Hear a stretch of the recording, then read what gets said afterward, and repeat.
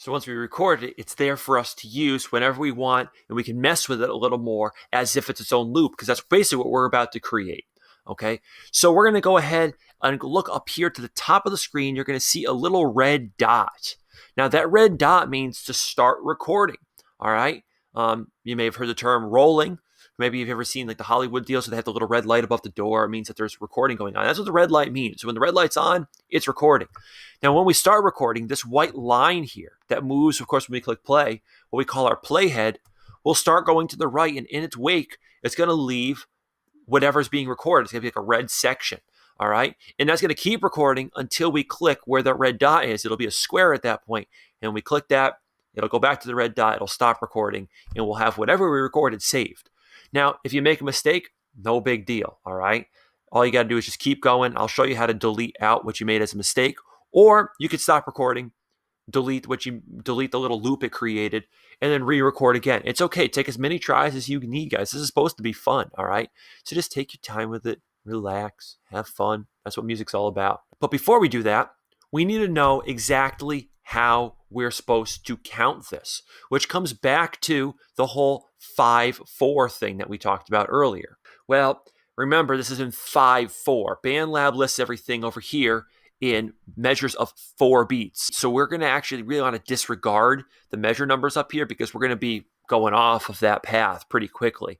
This is how you count this idea that the use for the bass line, the very iconic sound for Mission Impossible. To do it, we want to count 1 and 2 and 3 and 4, 5. Notice I held the 4 and the 5 a little longer. When I say and, I'm talking about the space between each beat. So if it was 1, 2, 3, 4, 5, if that was the tempo of the song, 1 and 2 and 3 and 4 and is what we call the upbeat. The ands are the space between each beat. We want to count 1 and 2 and 3 and 4, 5. 1 and 2 and 3 and 4, 5. Listen closely to which and I'm clapping on. The and between which two numbers. Listen closely. 1 and 2 and 3 and 4, 5. So we're going to clap on beat 1. We're going to clap on the and between 2 and 3. So the space between the second and third beat. And then on beat 4 and on beat 5. I'll do it again. 1 and 2 and 3 and 4, 5. Now, how would that look? We're going to do the G on 1 and the and after 2 before 3. We're going to put the B flat on beat 4 and the C on beat 5 like this. 1 and 2 and 3 and 4, 5. 1, 2 and 3 and 4, 5. 1 and 2 and 3 and 4, 5. 1. We could do that a lot faster too. 1 and 2 and 3 and 4, 5. 1 and 2 and 3 and 4, 5. 1 and 2 and 3 and 4, 5. 1 and 2 and 3 and 4, 5. Just like that. Now that's how we want to think about the rhythm of the music that we're going. That's going to be our bass line. Now, cool, yay, we've learned it. What are we going to do with it?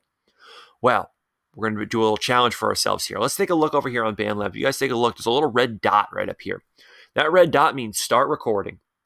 Now, when you click that, it'll give you a little count off, and then you're going to see the screen start having, you're going to see our playhead, which of course is a white line right here, start going across the screen and leaving a red section behind it. Anything that we play in that time will get recorded onto BandLab, and then when we want to stop playing, we just click the red where the red dot was again, and we'll have that recorded. Let's try that out.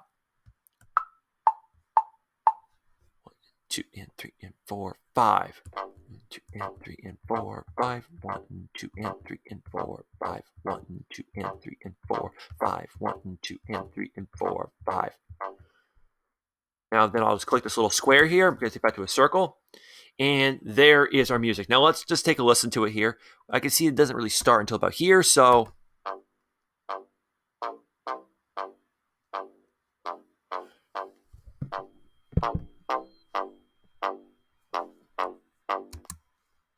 sounds about right to me.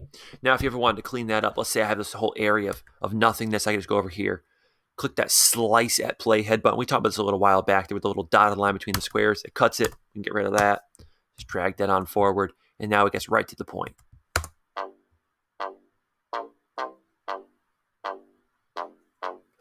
It's a little slow for my taste, but you get the idea there. And that's how you can record your own parts.